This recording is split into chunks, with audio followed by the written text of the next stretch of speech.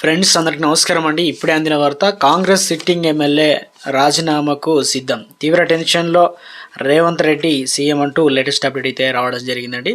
So ఆ వివరాలు ఏంటనేది వీడియోలో తెలుస్తుంది. వీడియోని పూర్తిగా చూడండి, అప్పుడే కంప్లీట్ ఇన్ఫర్మేషన్ అనేది అర్థమవుతుందండి. అలాగే మన ఛానల్ సబ్స్క్రైబ్ చేయకుండా చూస్తున్నట్లయితే వెంటనే మన ఛానల్ సబ్స్క్రైబ్ చేసుకోండి. ప్రభుత్వం నుంచి వచ్చే లేటెస్ట్ అప్డేట్ అన్ని కూడా అందరికంటే ముందుగానే అందించడం జరుగుతుంది. అదేవిధంగా లైక్ చేయడం మర్చిపోతున్నారండి, దయచేసి లైక్ చేయండి.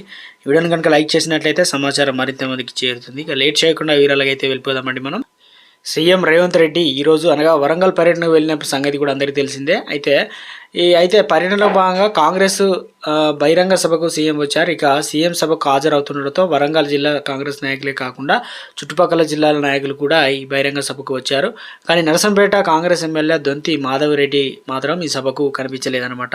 సో దీంతో అయితే దొంతి మాధవరెడ్డి సీఎం సభకు డుమ్మా కొట్టడం ఇదే మొదటిసారి కాదు.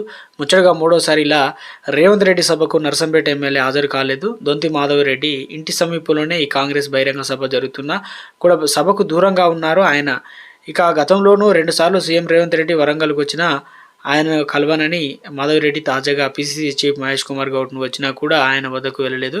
సో మొత్తానికి రాజీనామా చేస్తారా? మొత్తం మీద అయితే ఇటీవల కాలంలో బీఆర్ఎస్ సంబంధించి కొంత నేతలు ఇలా వస్తారని చెప్పడం, ఈ టచ్లో ఉన్నారని చెప్పేసి గతంలోనే ఏదైతే కేసీఆర్ చెప్పడం, ఇటీవల కాలంలో మొత్తం ఏదైతే ఆ రాజకీయం తారాస్థాయికి చేరింది. కేటీఆర్ అరెస్ట్ అనే చర్యలు, ఈ రకంగా ఢిల్లీకి పర్యటన, ఈ నేపథ్యంలో కూడా కొంత కాంగ్రెస్లో నుంచి ఎమ్మెల్యేలు సంబంధించి కూడా బీఆర్ఎస్ సంబంధించిన ఎమ్మెల్యేలు అందులో పొసగకపోవడం, మొత్తానికి ఈ రకంగా కొన్ని పరిణామాల దృష్టిలో ఉంచుకొని మరి ఏం జరుగుతుంది, రాజీనామా చర్య దిశగా అడుగులు వేస్తున్నారా, లేదంటే మొత్తానికి పెద్ద రాజకీయంగా